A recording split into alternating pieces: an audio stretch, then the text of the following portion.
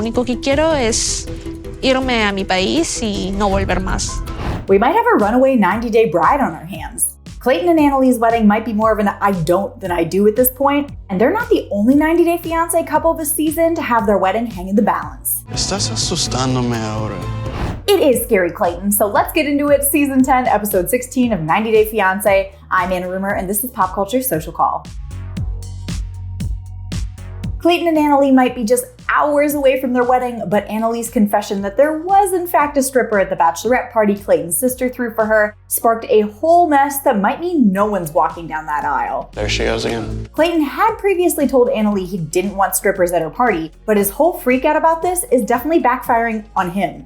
Creo que Clayton va a continuar con esto siempre y no es lo que quiero para mi vida, así que creo que es mejor que me vaya. Now, Clayton does try and walk it back. He says he's more upset about the party than at Anali, but she just wants to know if he's gonna let it go and stop pestering her for details. And he's not. I honestly don't even know why Anali is here anymore, and I'm thinking she doesn't either, because she seems very over it. Creo que lo mejor es que duerma yo hoy en otra habitación para poder pensar mejor las cosas. And Clayton is ticked. I didn't spend the last 2.5 years building this relationship with Anali, spending all this money getting her here, doing all this wedding stuff, planning, all for her to pack her suitcase. Weird how him just loving her doesn't factor into that sentence. We'll have to see if that wedding goes down in the next episode, but we did get to watch Sam and Citra tie the knot this week after his conversion to Islam and a less than subtle threat from Citra's dad. Jangan sia-siakan anak saya, okay? Now, does Sam have any clue about what he's doing with this conversion? No. Don't touch me. Don't touch her. But he's Muslim now, he's married to Citra, and his dad even took a break from UFO watching to come support them. It just makes more sense to me that the gods were more likely from other solar systems. No, genuinely, I did think that was very sweet. He's like my favorite person of the season.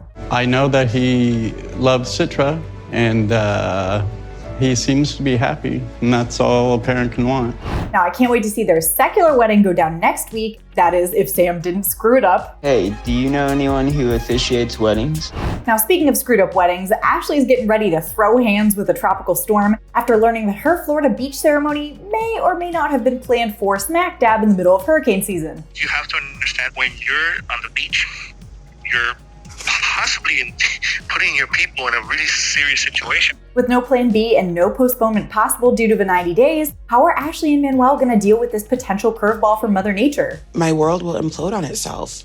I'm not sure if the whole world hasn't imploded, honestly, after watching Jasmine and Gino get along for a whole episode. Now, Gino's posture kind of says it all when he's watching her try on $5,000 wedding dresses after already spending her initial dress budget on butt implants. But she eventually high-lows them down to paying for a $2,000 dress. You look stunning, like a queen.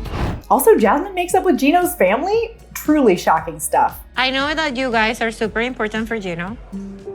And I would love to have a family, to see you as my family too. And I can't wait to see their wedding next episode too. I am honestly pretty invested in these two at this point.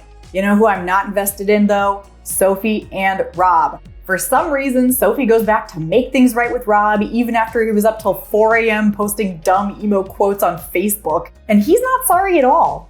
There's no way for it to just not sound like I'm 19. I agree. Sophie girl, get out. This is miserable for everyone, including us. Your feelings were hurt. My feelings were hurt. Why can't you just say sorry? Like this mercy losing. But no, of course they make up after the most non-apology apology ever from Rob. I'm trying to think about your point of view. I've always tried to think about it, but I'm trying even harder. And I can't wait to watch them repeat this cycle next time with her mom. Hoping Sophie did not put that wedding dress on layaway. All right, what'd you think about this week's wedding? I am feeling the drama as we head to the end of the season, so let me know in the comments, like and subscribe while you're there, and head over to popculture.com for the latest in entertainment news. Until next time, I'm Anna Rumor, and this is Pop Culture Social Call.